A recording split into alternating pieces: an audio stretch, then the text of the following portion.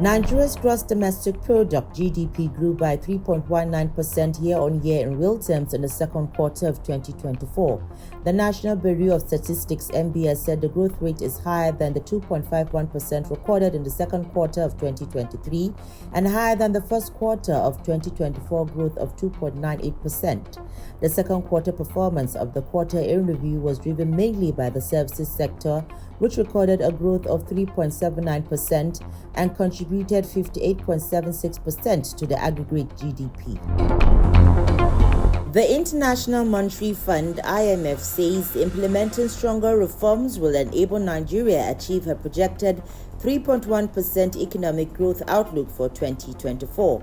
IMF Resident Representative Dr. Christian Ebike, while speaking at the Lagos Chamber of Commerce and Industry (LCCI) International Business Conference and Expo 2024, said that for the country to grow slightly from the 2.9% rate of 2023, further reforms on governance and business regulations were needed. Ebike said the country had recorded progress in its credit market as well as financial and external sectors, but the reforms would transform its growth momentum into something more durable.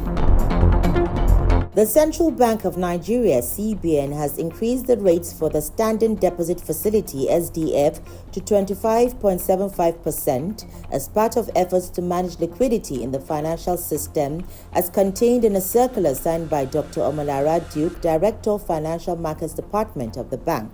She explained that the decision was taken following the 296th Monetary Policy Committee meeting, where key adjustments to interest rate policies were approved. The Standing Lending Facility (SLF) rate, which banks use to borrow short-term funds from the CBN, has now been raised to 31.75%. The Pension Transitional Arrangement Directorate (PTAD) has directed unverified diaspora pensioners under the Defined Benefit Scheme (DBS) to renew their aliveness certificate from the Nigerian High Commission where they reside. These pensioners were suspended from the pension payroll as a result of being unverified and living in the diaspora.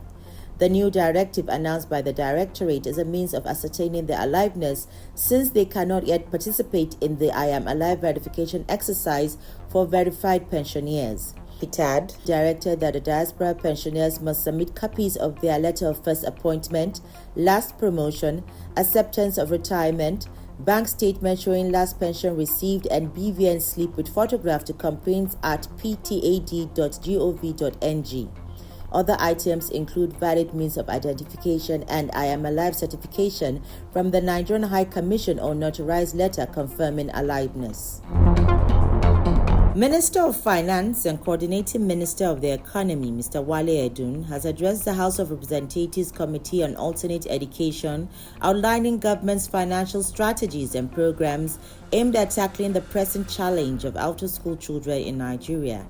Joined by the Minister of Budget and Economic Planning, Senator Abubakar Atiku Bagudu, Mr. Edun reaffirmed federal government's commitment to strengthening education through a range of initiatives with a view to ensuring that every child is provided with access to quality education. Wale Edun also announced the upcoming relaunch of the Homegrown School Feeding Program, a critical initiative designed to increase school attendance by providing meals to students, and explained that feeding children at school would not only improve their health and well-being, but also incentivize them to remain in school.